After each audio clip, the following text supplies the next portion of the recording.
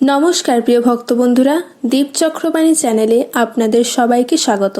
আজ শ্রীকৃষ্ণের একটি বিশেষ লীলা কাহিনী নিয়ে আপনাদের কাছে চলে এসেছি। তো কাহিনীটির নাম হলো বনমালী কৃষ্ণ। শুনতে হলে যুক্ত থাকুন ভিডিওর শেষ পর্যন্ত। একবার তার সখী সহচরীগণ সহ রাধারানী বনে পুষ্পচয়ন করতে গেলেন। সেদিনের জন্য প্রয়োজনীয় পর্যাপ্ত ফুল সংগ্রহ হয়ে গেলে সখীগণ প্রস্তাব করল যে তখন বর্ষানায় ফিরে যাওয়া যেতে পারে। কিন্তু রাধারানী এত তাড়াতাড়ি ফিরে যেতে চাইলেন না। তিনি চাইলেন আরও কিছুক্ষণ সেখানে থাকতে ও কুঞ্জে কুঞ্জে অনুসন্ধান করে দেখতে কৃষ্ণ সেখানে আছেন কিনা। এই রকম পরিকল্পনা মতো রাধারানী তার সকল গোপী সহচরীগণকে নিয়ে কুসুম বনে গেলেন কৃষ্ণের সন্ধান করতে। কৃষ্ণ আরও অনেক মধুর নামে পরিচিত, যেমন গোবিন্দ, মাধব, শ্যামসুন্দর।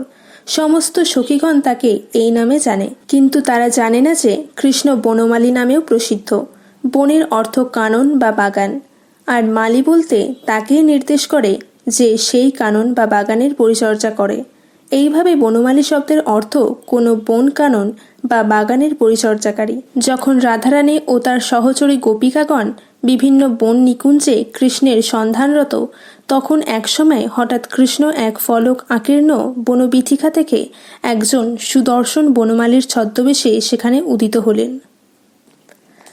কৃষ্ণ জিজ্ঞাসা করলেন, এই যে চোরগণ, তোমরা কেন আমার বাগান থেকে কাউকে না জানিয়ে পুষ্প চুরি করছো? তোমরা কি জানো না যে আমি এই কাননের বনমালী? আমার অনুমতি গ্রহণ না করে কেন তোমরা আমার বন থেকে পুষ্প চয়ন করছো? রাধারানী সহ সকল গোপিকাগণ নবাগত এই বনমালীকে দেখে আশ্চর্য হল। বিশেষত কৃষ্ণকে এমন রূপে দর্শন করে রাধারানীও তাকে চিনতে না পেরে বেশ বিব্রত হলেন। সখীরা সমস্বরে জিজ্ঞাসা করল, তুমি আবার কে গো? আবার তোমার এত সাহস হয় যে আমাদের চোর বলে দোষারোপ করছো? কৃষ্ণ উত্তর দিলেন, আমি এই বনের বনমালী, এটা আমার বন। বনমালীর এই রকম কথাবার্তা স্থির চিত্তে শোনার পর ললিতা ও বিশাখা ভালোভাবে বুঝতে পারলেন যে এই বনমালী আসলে ছদ্মবেশী কৃষ্ণ ছাড়া আর কেউ নয়। তারা পরস্পরের প্রতি অপাঙ্গ দৃষ্টি বিনিময় করে এবং নিশ্চুপ হয়ে রইল। সখীগণ তখন রাধারানীর দিকে নির্দেশ করে বলল, ওহে বনমালী, তুমি কি ওকে চেনো? এ হচ্ছে রাধা, বনের রানী। সেজন্য তাকে বলা হয় বৃন্দাবনেশ্বরী। শ্রীরাধা এই বনের অধিকর্ত্রী। এই বন তার। বনমালী উত্তর দিল, এই কাননের সমস্ত প্রস্ফুটিত পুষ্পরাজই আমার কঠোর শ্রমের ফল। অতএব এই বনের সমস্ত পুষ্পের ওপর ন্যায়সঙ্গতভাবে আমারই মালিকানা কর্তৃত্ব। এইভাবে বনমালী ও সখীদের মধ্যে বেশ মনোজ্ঞ বাগযুদ্ধ শুরু হলো। রাধারানী কৃষ্ণকে চিনতে পারলেন না।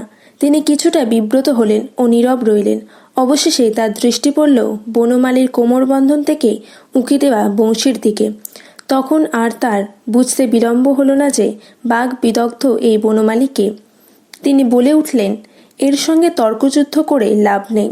আসলে এ বনমালী নয়, সে এই বনের পরিচর্যা করেন, বনে বিচরণ করেন। এই হচ্ছে বন বিহারী। রাধারানীর এই উক্তি শুনে সকল সখীরা উচ্চস্বরে হাসতে লাগলেন, আর কৃষ্ণ স্মিতহাস্য করে মস্তক অবনত করলেন। তখন পরিহাসমুখর সখীরা কৃষ্ণের বনমালী ছদ্মবেশটি সরিয়ে দিল, আর স্মিত হাস্যময় রসিক শেখর পরাজয় স্বীকার করে উপস্থিত সকলের হৃদয়কে বিমল আনন্দে বিভাবিত করলেন। সকলকে জানায় অসংখ্য ধন্যবাদ ভিডিও শেষ পর্যন্ত যুক্ত থাকার জন্য।